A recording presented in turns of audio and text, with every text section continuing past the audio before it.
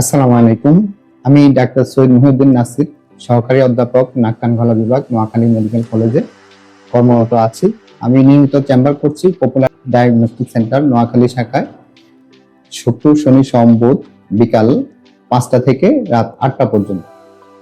আসলে আমাদের কাছে চিরাচরিত অনেক রোগী আসে যে বিষয়গুলো নিয়ে আমরা বেশি কনসার্ন থাকি। তার মধ্যে একটা জিনিস হচ্ছে অ্যালার্জিক রাইনাইটিস।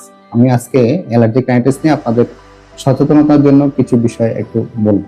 অ্যালার্জিক রাইনাইটিস আসলে আমাদের অনেকগুলো সিম্পটম থাকে যেটা দিয়ে আমরা বুঝতে পারি যে আমাদের অ্যালার্জিক রাইনাইটিস সমস্যা আমরা ভুগতেছি। একটা হচ্ছে বারবার যদি হাঁচি হয়, হাঁচি হয়, আর হচ্ছে নাক দিয়ে পানি পড়া, তারপর হচ্ছে নাক চোখ চুলকানো এবং চোখ লাল হওয়া, চোখ দিয়ে পানি পড়া, গলা চুলকানো এবং মাথা ভারী লাগা, ঘুম ঘুম ভাব। এই সমস্যাগুলো যদি আমরা থাকে তাহলে আমরা এটা ধরে নিই যে আমরা ডায়াগনোসিস করি যে অ্যালার্জিক রাইনাইটিস সমস্যা আমরা ভুগতেছি। অ্যালার্জিক রাইনাইটিস আসলে আমরা দুই ধরনের দেখতে পাই। একটা হচ্ছে সিজনাল, যে বছরের কোনো একটা সময় তার এই অ্যালার্জিক রাইনাইটিস সমস্যাটা হয়।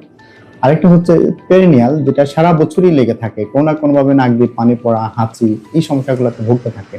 তো এটা তো যেটা হয় আমাদের আসলে স্বাভাবিক কাজকর্মে আমরা অনেক বিঘ্ন ঘটে, এবং যারা অফিসে আমরা কাজ করি, অফিস সময় যদি হাঁচি হয় তাহলে আসলে একটা বিব্রতকর অবস্থায় পড়তে হয়। তা আমরা এটা থেকে আসলে এই চিকিৎসা হচ্ছে প্রতিরোধ করাটাই আসলে মেইন চিকিৎসা। আরেকটা হচ্ছে ট্রিটমেন্ট, কিছু ড্রাগ আছে আমরা যেটা দিয়ে আসলে চিকিৎসা করি। ড্রাগের মধ্যে আমরা অ্যান্টিহিস্টামিন, নাসাল ডিকনজেস্ট্যান্ট এবং স্টেরয়েড স্প্রে ইউজ করতে পারি। চিকিৎসার পাশাপাশি আমরা আসলে প্রতিরোধ করলে আমাদের এই অ্যালার্জিক রাইনাইটিস থেকে আমরা একটু রক্ষা পেতে পারি। প্রতিরোধ করা হচ্ছে আপনি ধুলাবালিতে যদি আপনার হাঁচি হয় তাহলে আসলে মাস্ক ইউজ করতে হবে, মাস্ক পরিধান করতে হবে। আর যদি আপনি ঘরের মধ্যে যদি অপরিষ্কার থাকে তাহলে ঘর বাড়ি একটু পরিষ্কার রাখাটা জরুরি। আরেকটা জিনিস হয় আমাদের অনেক সময় সামনে টেম্পারেচার তারতম্যের কারণে আমরা ফ্যান চালাই, অনেক সময় ফ্যানের মধ্যেও ধুলাবালি থাকে, টেবিলে ধুলাবালি থাকে, ঘর বাড়িতে ধুলাবালি থাকে, ফ্যানের বাতাসে উঠতে থাকে, দেখা যাচ্ছে যে হাঁচি শুরু হয়। যদি কারো পোষা প্রাণী লালন পালন করে ঘরের মধ্যে তাহলে পোষা প্রাণী থেকে দূরে থাকাটাও একটা প্রতিরোধ করার একটা ভালো উপায়। আরেকটা হচ্ছে ঘর পরিষ্কার করা, আর হচ্ছে বিছানার চাদর, নিজের পোশাক আশাক ঠিক মতো যদি পরিষ্কার রাখা, ঘর বাড়ি পরিষ্কার রাখা। আর আমরা যেখানে বের হই, ঘর থেকে যদি বের হই তাহলে আমরা মাস্ক পরিধান করব।